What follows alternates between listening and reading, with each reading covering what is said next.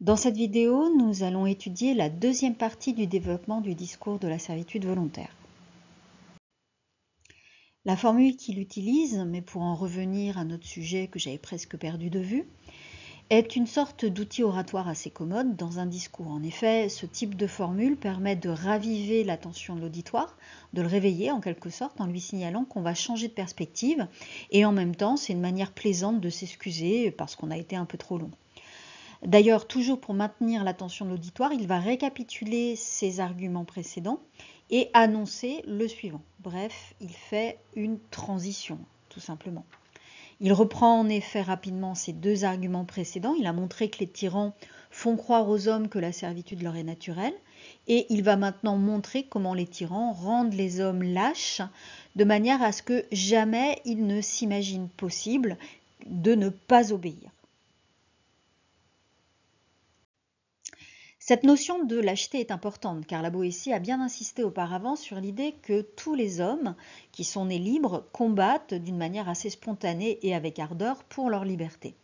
Donc il va souligner comment les tyrans cherchent avant tout à amollir les hommes le plus possible et il va lister ce qu'il appelle les ruses des tyrans pour abêtir les sujets. La première ruse, elle n'est pas très nouvelle, c'est une ruse qui est connue et qui est dénoncée dès l'Antiquité. La première ruse, c'est de divertir le peuple. Divertir au sens propre, c'est-à-dire détourner l'attention du peuple. Et pour détourner l'attention du peuple, pour le divertir, on va donc produire devant lui des spectacles, on va le faire rentrer dans des maisons plaisir, on va donner des festins, des banquets, etc. Cette ruse, donc, les auteurs antiques l'avaient résumée par du pain et des jeux, donnez-leur du pain et des jeux, et donc vous pourrez gouverner et faire ce que vous voulez par la suite, sans que personne ne s'en préoccupe. Alors par la suite, il va montrer que ces divertissements ont un tel impact que, accompagnés par des discours manipulateurs, ils vont faire en sorte que, et c'est vraiment le comble de l'ironie, le peuple regrette son bourreau une fois que celui-ci est mort. Donc c'est l'exemple de Néron, c'est l'exemple de César, et donc ça c'est vraiment le comble de l'ironie, on apprécie son empereur, son bourreau, parce qu'il nous a divertis. La deuxième ruse qu'il va donc détailler, c'est une ruse qui empêche toujours les hommes d'être courageux. Il s'agit tout simplement de leur faire peur avec un pouvoir divin ou surnaturel. Les tyrans font croire qu'ils sont d'essence divine pour asseoir leur domination. Et dans ce passage, on voit bien qu'il insiste sur les faux miracles assez ridicules, comme l'histoire de l'orteil de Pyrrhus, qui guérit des maladies comme la rate, comme s'il y avait un rapport entre un orteil et le foie, ou encore quand il décrit les plumes et les masques de chat des pharaons. En fait, s'il insiste autant sur le côté grotesque, c'est pour dire attention, ce sont des païens, donc ce sont des miracles qui n'ont rien à voir avec la religion chrétienne. Jésus qui marche sur l'eau ou qui multiplie les petits pains, ça n'a rien à voir, c'est vraiment, là c'est sérieux, alors que l'orteil de Pyrrhus, ce n'est pas sérieux.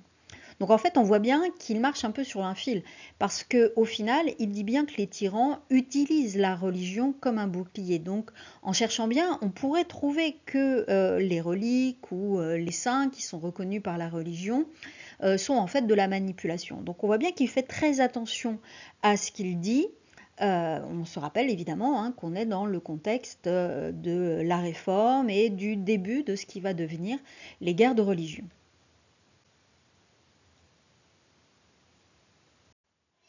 Et alors justement, le passage où il va mais vraiment être complètement au rebord d'un dangereux gouffre se trouve juste après. En effet, on a alors un paragraphe assez extraordinaire. Il commence par l'expression « nos tyrans à nous ». Nos tyrans à nous.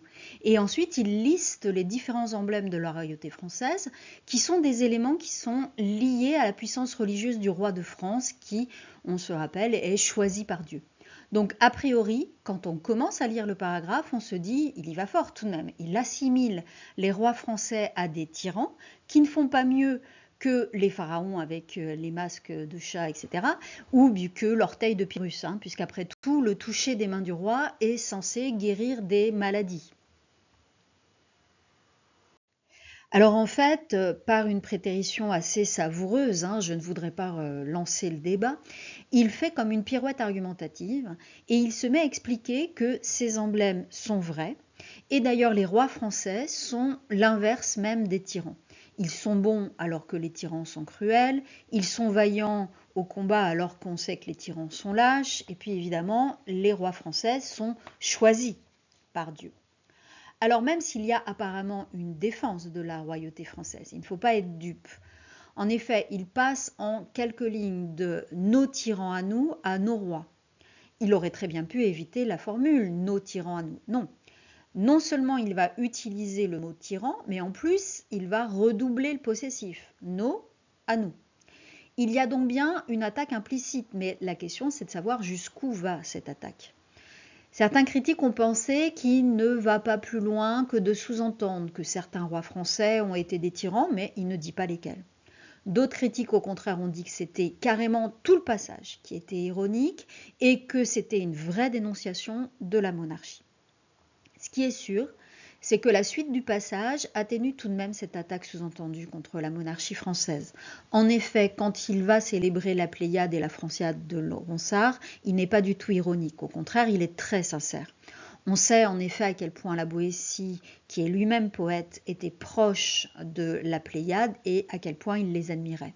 De la même manière, quand il dit ensuite que il n'y a que les peuples bas et grossiers qui peuvent subir la tyrannie, et qui peuvent surtout croire dans des manipulations liées à la religion, il sous-entend que évidemment les Français sont beaucoup plus intelligents que ça.